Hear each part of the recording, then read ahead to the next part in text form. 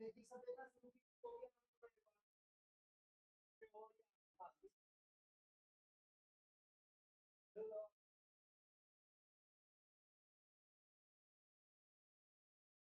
वैदिक सभ्यता का समय क्या था? वैदिक सभ्यता का समय क्या था? हाँ, वैदिक सभ्यता का समय क्या था पीछे? नहीं पता। हाँ,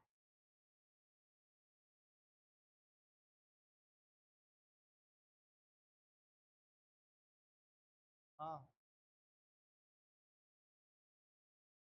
2600 ईसा पूर्व से कहाँ तक था? 1900 ईसा पूर्व तक। अरे भाई, इसको अलग से पढ़ाया गया मैंने। ये एनसीईआरटी का डाटा है। ये 2600 से 1900 ईसा पूर्व तक। मैं बोल गया, बोल। इसके बाद में 1500 से 600 था। ये किसका है? हड़प्पा का। अरे हड़प्पा रह गई दिमाग। और वैदिक सभ्यता का क्या था? तो भाई फिर भी नहीं बोले ये।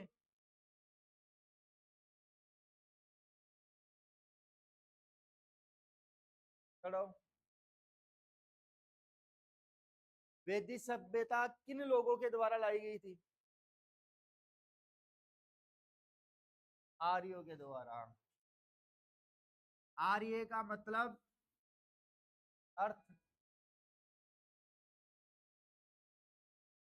श्रेष्ठ। क्या होता है इनका अर्थ? श्रेष्ठ।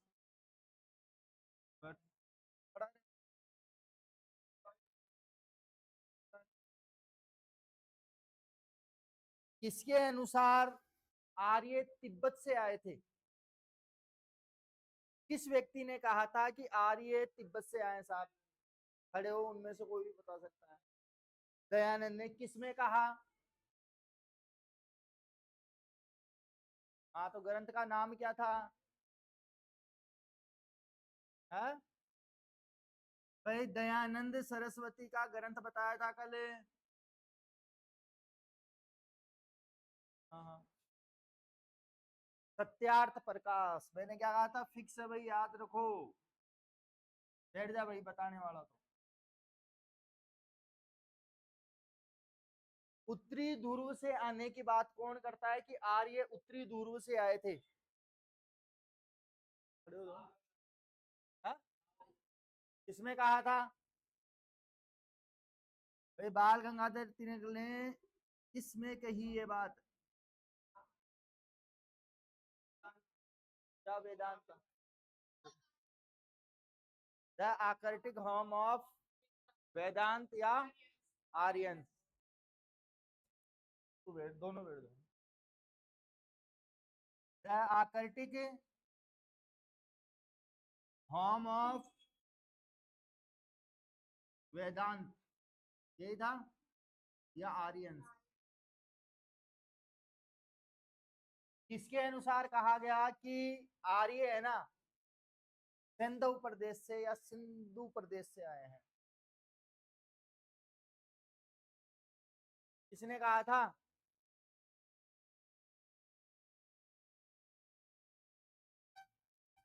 किसने कहा था कि भाई ये सिंधु प्रदेश से आए हैं? कॉपी बंद कर ले।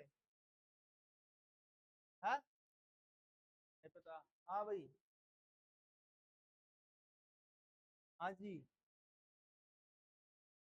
हाँ जी। पीछे।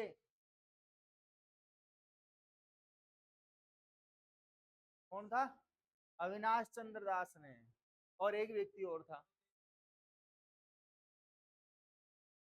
संपूर्णानंद। बैठ जा भाई। इसके अलावा मध्य एशिया से आने के लिए किसने कहा कि मध्य एशिया से आए साहब ये? जिससे पूछो वो बोलेगा। फिर तुम खड़े हो जाओगे बोलने वाले। किसने कहा था? मैक्स। और किस के अनुसार ये चीज पता लगी कि आर्यंस जो है वो ईरान से आए थे साहब। खड़े हो जाओ, खड़े हो जाओ, खड़े हो जाओ, खड़े हो जाओ, खड़े हो जाओ। किसने कहा था? कस्सी अभिलेख में। तो कस्सी अभिलेख के अंतर्गत क्या ऋग्वेद देवताओं का उल्लेख मिलता है? उनके नाम बताओ।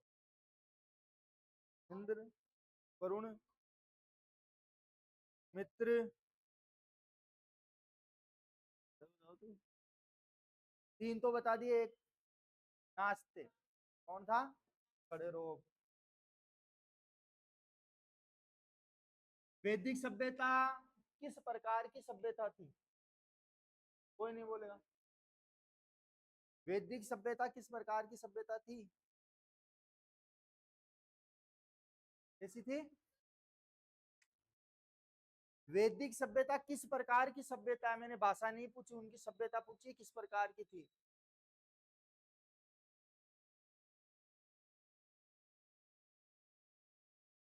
नाग सभ्यता,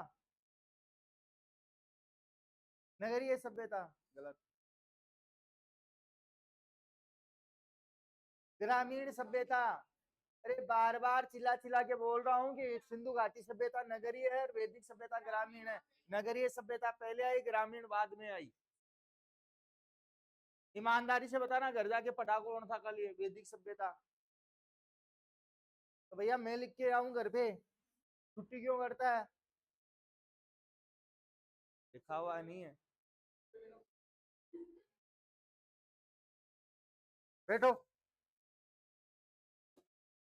बेटा पता लग गया तुम्हारा, तुम कितना पढ़ रहे हो, ध्यान रखो इस चीज का।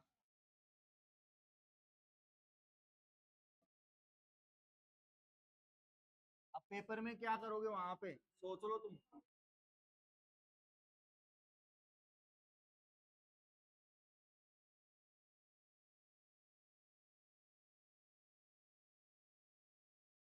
देखो आगे देखो,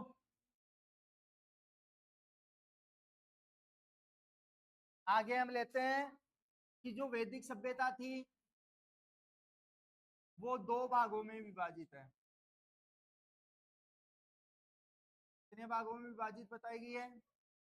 दो भागों में। देखो पहला भाग बताया गया है इसका पूर्व वैदिक काल। क्या है? पूर्व वैदिक काल। और दूसरा भाग इसका बताया गया है उत्तर वैदिक काल। क्या बताया गया है? उत्तर वैदिक काल। आगे बात समझ में? इसी को हम बोल सकते हैं ऋग्वेद वैदिक काल। इसका समय था 1500 ईसा पूर्व से लेकर 1000 ईसा पूर्व तक। कितना है? 1500 ईसा पूर्व से 1000 ईसा पूर्व तक। जबकि उत्तर वैदिक का जो समय है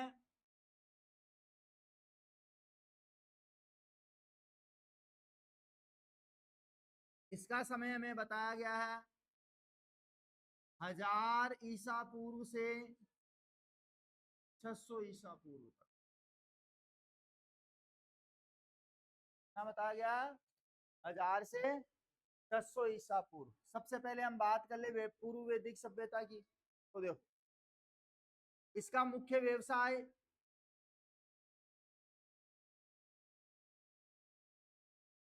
पशुपालन था।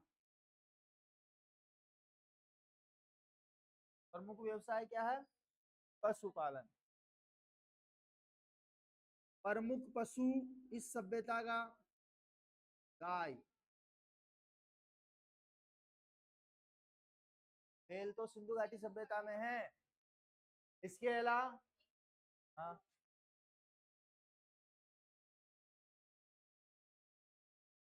कहाँ पे? वैदिक सभ्यता में।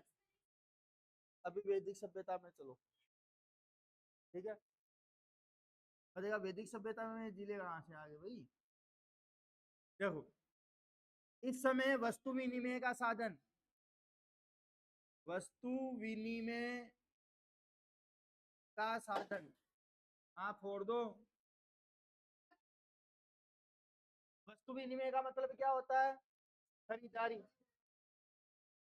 कि भाई आप कोई वस्तु खरीद रहे हो, तो उस वस्तु को खरीदने की एवज में क्या दे रहे हो? तो उस जमाने में गाय दी जाती थी। क्या दी जाती थी? गाय। इसलिए गाय को माता बोला। नहीं, आपको कुछ चीज चाहिए तो अपनी गाय दूध देने वाली उसको देना पड़ेगा, जितने दिन का सामान लोगे। अरे दूध वाली, बिना दूध वाली का तो ले जाके क्या करेगा वो? बड़ी गाय।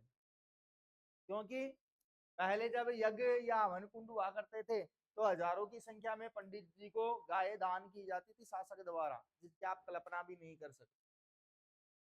आई बात समझ में? इसके अलावा अगर मैं बात करूं तो गाय का चोर, क्या? गाय का चोर या गाय का व्यापारी, इन दोनों को बोला जाता था पणी। चोरी करने वाला भी पणी कहलाता था और गाय का व्यापारी भी क्या कहलाता था? पणी। इसके अलावा इस समय के प्रमुख देवताओं की अगर मैं बात करूं कि वैदिक सभ्यता के अंतर्गत प्रमुख देवता कौन से थे, अब हम अभी वाले देखते हैं। अभी वाले का किसी का उल्लेख नहीं है वैदिक सभ्यता में, पहली बात। आई बात समझ में? किसी का उल्लेख नहीं है। इसमें जो उल्लेख किया गया है वो ध्यान रखना, इंद्र का किया गया है प्रमुख देवता के रूप में। इंद्र देव है क्या? अरे बरसात को देवता माना हमने और उसको एक नाम दिया इंद्र। हकीकत में इंद्र का नाम का कोई व्यक्ति था ही नहीं। प्रकृति पूजक रहा है हमारा समाज, लेकिन विदेशियों ने आकर हमें मूर्ति पूजा या अन्य कर्मकांड करना सिखा दिए।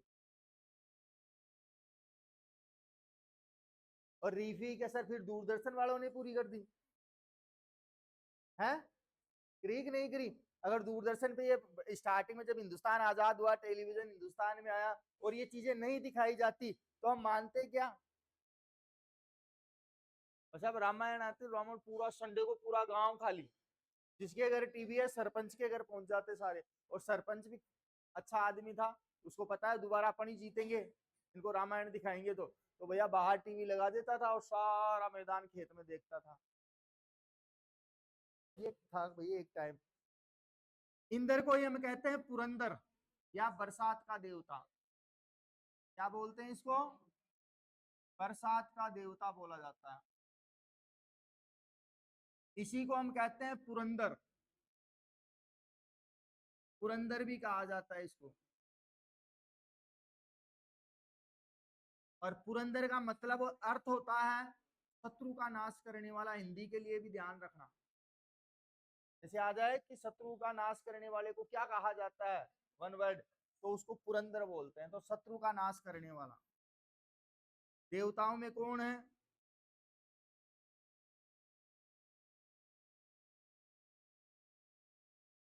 किसको कहा गया है? इंद्र को। बरसात का देवता भी किसे कहा गया है? इंद्र को। इसके अलावा ध्यान रखना, इस समय एक वेद लिखा गया, वेद की रचना हुई। क्या रचना की गई? वेद। और उस वेद का नाम था ऋग्वेद। कौन सा वेद लिखा गया इस जमाने में? ऋग्वेद लिखा गया साहब। तो ध्यान रखना कि इस ऋग्वेद के अंतर्गत कई ऐसी चीजें है जो आपको एग्जाम में पूछता है। ऋग्वेद लिखा गया, इसीलिए पूर्व वैदिक काल को हमने नाम दिया ऋग्वेद काल। क्या नाम दिया? ऋग्वेद काल। तो ध्यान रखना कि इसमें सबसे ज्यादा जो सूक्त मिलते हैं वो सर्वाधिक मिलते हैं इंद्र के। सर्वाधिक सूक्त किसके हैं?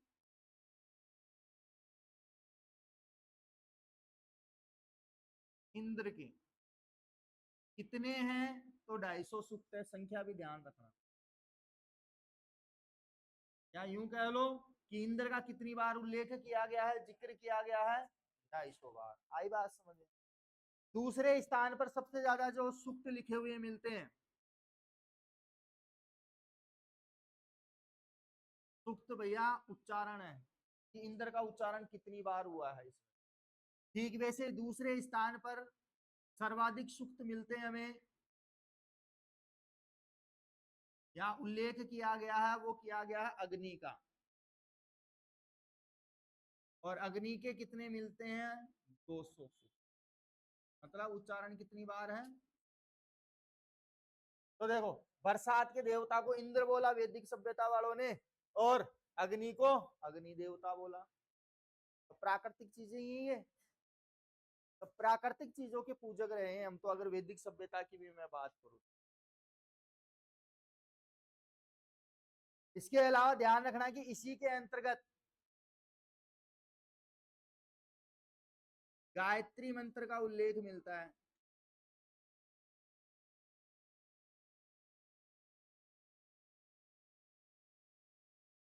कौन से मंत्र का उल्लेख किया गया है? गायत्री मंत्र का। और गायत्री मंत्र समर्पित है सूर्य को। तो सूर्य को हमने क्या माना? सूर्य देवता। सूर्य को हमने क्या माना? सूर्य देवता। और सूर्य देवता है क्योंकि हमारे शरीर के लिए जरूरी है। क्यों? विटामिन डी देता है। क्या देता है? और विटामिन डी से हमारी हड्डियां मजबूत होती है। और विटामिन डी अगर नहीं मिले तो हमारे हड्डियों को पकड़ के ऐसे कोई घुमा देगा फिर। आई बात समझ में? क्योंकि मुलायम रहती है, फिर लचीली रहती है हमारी हड्डियां। तो वो काम कौन करता है? सूर्य। Vitamin D. इसके अलावा ध्यान रखना कि ऋग्वेद में आर्यों का उल्लेख, इनका आर्यों का उल्लेख 26 बार किया गया है। कितनी बार? 26 बार नाम मिलता आर्यों का। इसके अलावा इसका नौवा मंडल जो है सोम को समर्पित है। नौवा मंडल सोम को समर्पित है। तो सोम ग्रह का नाम है, इसको हम सोम देवता भी बोलते हैं। सोम को समर्पित।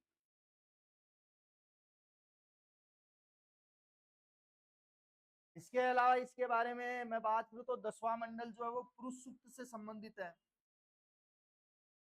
ज्यादा ये इंपॉर्टेंट है। टोटल 10 मंडल है इसमें, 9वां और 10वां ध्यान रखना, बाकी अन्य मैं बता दूंगा आपको। 10वां मंडल पुरुष सूक्त से संबंधित है।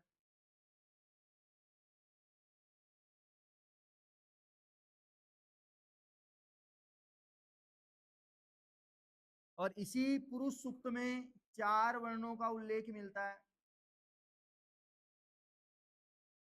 इसका 4 वर्णों का उल्लेख किया गया है। अब वो 4 वर्ण कौन कौन से हैं?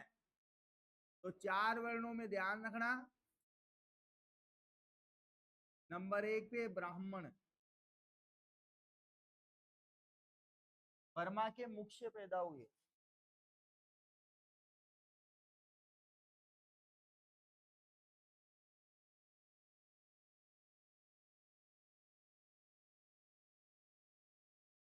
आप कल्पना करके बता सकते हो मुंह से बच्चे? मुंह तो खाने के लिए होता है भैया, इधर से बच्चा कि इधर से आया? ये पूरी थ्योरी है। अभी आपने देखा हम चंद्रमा पे गए, इससे पहले सब क्या कहते थे हमें कि चंद्रमा तो सांप पे टिकी है, शेषनाग पे। कैमरे की फोटो भेजी शुभांशु शुक्ला ने, तो हमें पता लगा कि ये तो पूरी कहानी थी, कुछ ही नहीं है, सारा ऐसा ही पड़ा है वो तो है। अरे प्रकृति ही सबसे बड़ा ईश्वर है। इसीलिए जैसा करोगे वैसा आपकी प्रकृति नोटिस करेगी और वैसा रिटर्न गिफ्ट आपको देगी। जैसा संदेश प्रकृति में छोड़ोगे वैसा ही आपको जवाब मिलेगा। हकीकत है ये। करके देख लो, आप आजमा के देख लो। आप किसी के बारे में बुरा सोच रहे हो, आप ये खुद सोच रहे हो, लेकिन प्रकृति को एहसास है इस चीज। इसीलिए आप दूसरे के लिए गड्ढा खोदोगे तो पहले खुद ही गिरोगे उसमें। समझ में आई बात? अरे आई क्या? तो पढ़ लेना एक आध बार बुद्ध को, तो पता लग जाएगी ये चीजें। आगे बढ़े, देखो दूसरे नंबर पे क्षत्रिय वर्मा की भुजाओं से, वर्मा की भुजाओं से।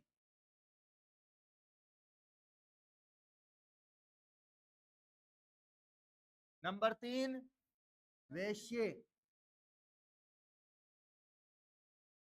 वैश्य पेट से, ये सही था इनका। अब तुम कहते हो कल परसों मैंने बोला कि केरल वालों ने है ना, लड़के ने जन्म दे दिया एक लड़के को, तो कोई अनोखा काम कर दिया क्या? पहले ही देखो ना अपने, नई चीजें हैं। और अभी के टाइम बोलो ना, छोरो छोरी छोरी दे बच्चों जन्म, अरे यार। तो बर्मा के पेट से बढ़िया व्यापारी वर्ग, जिनका काम व्यापार करना था। नंबर 4 शूद्र,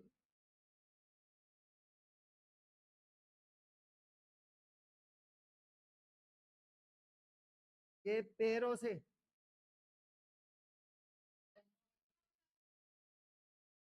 यार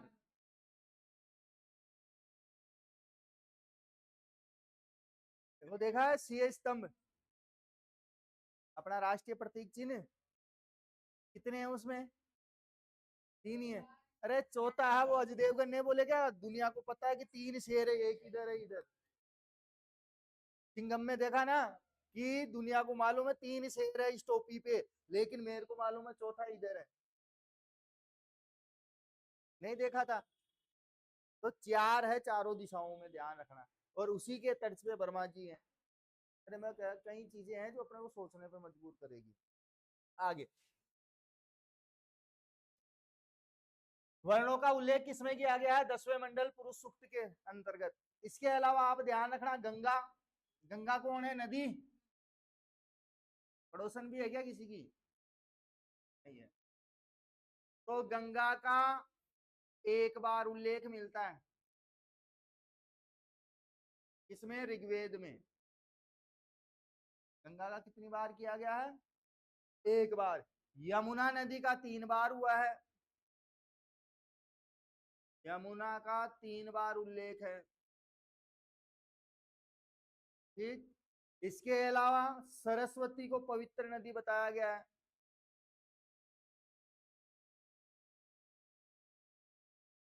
पवित्र माना गया है। नदियों के नाम है, ये ध्यान रखना।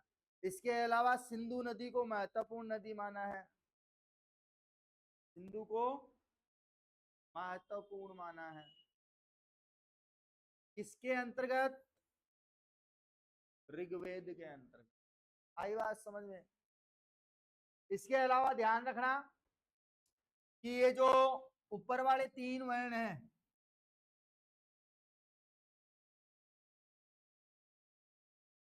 इनको अभिजात कहा जाता है। क्या बोला जाता है? अभिजात वर्ग। इसको बोलते हैं निम्न वर्ग जो यहाँ के थे। इसलिए तो मैंने कहा कि इधर से बाहर से आके सारे इधर आके बसे हैं। क्यों? क्योंकि देखो, एक तरफ हिमालय, दक्षिण की तरफ समुद्र, और खाद्यान्नों की दृष्टि से भी महत्वपूर्ण था ये क्षेत्र। आई बात समझ में? तो यहाँ तक तो उतारो, बाकी देखते हैं। टाइम 45 हो गए।